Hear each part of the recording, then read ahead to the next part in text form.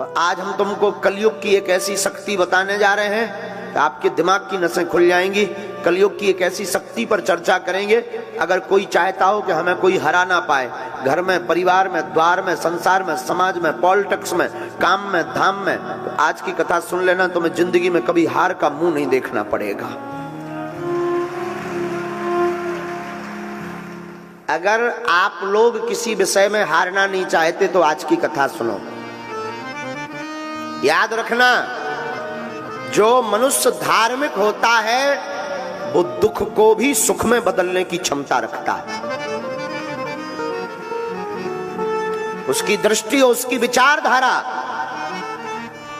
दुख को भी सुख में बदल देती है। बिना धर्म का व्यक्ति, कथा में याद रखना, बिना धार्मिक व्यक्ति, बिना धर्म का व्यक्ति ठीक वैसे ही होता है जैसे बिना लगाम का घोड़ा होता है। जिस प्रकार घोड़ा परम स्वतंत्र होता है, वैसे ही बिना धर्म का व्यक्ति भी बिना लगाम का होता है। और लगाम धर्म की जरूर होनी चाहिए। धर्म का मतलब ये नहीं है कि आप कथा में बैठ गए, आप शंकर जी को मान रहे हैं, आप हनुमान जी के भक्त हैं तो आप धर्मात्मा हो गए। धर्म का मतलब यह है कि आपके सामने कोई भी सनातनीय हिंदू अपना धर्म का परिवर्तन ना करवा पाए। आपके सामने आपके धर्म की अवहेलना ना हो। धर्म का मतलब यह है। पर याद रखना, दो धर्मों का कभी झगड़ा नहीं हुआ है, कभी नहीं हुआ है। धर्म तो एक ही है, सनातन वैदिक धर्म, बाकी पंथ है। याद रखना मेरे पागलो, दो धर्म का कभी झगड़ा नहीं हुआ। झगड़ा हमेशा धर्म और अधर्म का होता है। दो धर्मों का हो ही नहीं सकता। लाइट में, केबल करंट में अर्थिंग और अर्थिंग, दो वायर लगा दिए जाएं बल्ब में, तो क्या बल्ब जलेगा? जवाब दीजिए, बोलिए, क्या करना पड़ेगा? अर्थ के साथ फेस देना पड़ेगा। हाँ जी अन्ना जी। न्यूट्रल के साथ में हाँ जी अन्ना जी, तभी जलेगा ना। वैसे ही दो धर्म की कभी लड़ाई नहीं होती, लड़ाई हमेशा धर्म और अधर्म की होती है। तो आज हम आपको जो सूत्र देने वाले हैं, तुम अपने कर्म से मत भटको। दुनिया आपके ऊपर क्या कर रही, आपसे क्या कह रही, मत घबराओ। एक महात्मा नदी में स्नान कर रहे थे। स्नान करते करते वो देखते हैं कि एक बिच्छू बहता हुआ चला जा रहा। महात्मा को लगा कि हमें बचाना चाहिए वरना ये मर जाएगा। महात्मा ने अपना हाथ लगाया, बहते हुए बिच्छू को हाथ पर रखा और फेंकने की तैयारी की तो उसने डंक मार दिया, काट दिया। महात्मा के हाथ से बिच्छू गिर गया। महात्मा ने हाथ फटकारा, फिर वो बिच्छू भागने लगा, बहने लगा। महात्मा ने फिर हाथ लगाया और हाथ पर रखा, वो बिच्छू ने फिर काट दिया, वो फिर गिर गया। महात्मा ने फिर हाथ फटकारा, विदिन 50 बार बिच्छू ने काटा, हाथ नीला पड़ गया, जहर चढ़ गया, हाथ में सुन्नपन आने लगा। नदी के किनारे हमारे तुम्हारे जैसा कोई एक सज्जन खड़े हुए थे।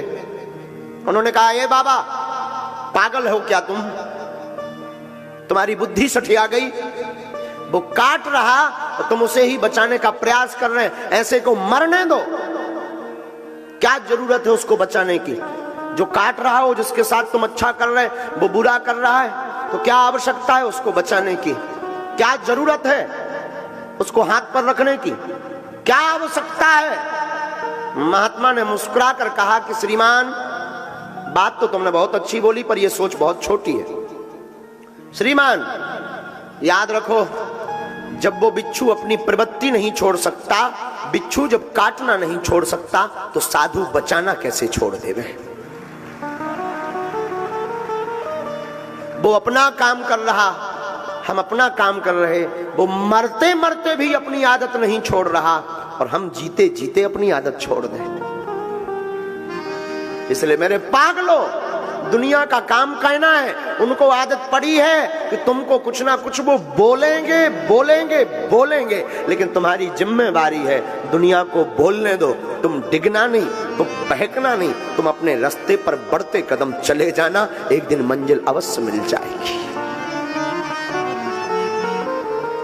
चाहे वो मंजिल परमात्मा को पाने की हो, या वो मंजिल आपकी जिंदगी की हो, या कोई पद पाने की मंजिल हो, या प्रतिष्ठा पाने की मंजिल हो, या भगवान को पाने की मंजिल हो, लोगों को कहने देना। लोग कहते रहेंगे, तुम बढ़ते जाना और एक दिन मंजिल पा जाओगे मेरे पागलों। आदत मत छोड़ना, लोगों के कहने पर तुम बहक मत जाना, लोगों को कहने पर तुम हट मत जाना। याद रखना, अहिंसा धर्म है। अहिंसा ना करो, बहुत अच्छा है, लेकिन धर्म पर कोई घात करे तो चुप बैठो तो ये भी पाप है। धर्म पर कोई घात करे तब बोल देना चाहिए, ये भी धर्म है। वो सूत्र जिसके लिए तुम बैठे हो, उस सूत्र का नाम है एकता। क्या नाम है? जोर से बोलो ना, पीछे वाले। त्रेतायाम मंत्रम शक्तिश्च ज्ञान शक्ति कृते युगे, द्वापरे युद्ध शक्तिश्च संघे शक्ति कलियुगे। त्रेता युग में मंत्र की शक्ति थी, सतयुग में ज्ञान की शक्ति थी। जो त्रेता में मंत्र जानता था वो बलवान था, सतयुग में जिसको ज्ञान था वह बलवान था। पर द्वापरे युद्ध शक्तिश्च, द्वापर युग में जो युद्ध जीतने की कला जानता था वह बलवान था। लेकिन कलयुग में ये तीनों नहीं है। कलयुग में संघे शक्ति कलयुगे, कलयुग में एकता ही शक्ति है, वही बलवान है। जिसकी एकता वो बलवान। इसलिए साधुओं, एकता चाहे घर की हो, परिवार की हो, भाई भाई की एकता हो, या फिर समाज की एकता हो, अथवा हिंदुओं की एकता हो, जो एकता पर बल देता है उससे पूरी दुनिया हार जाती है।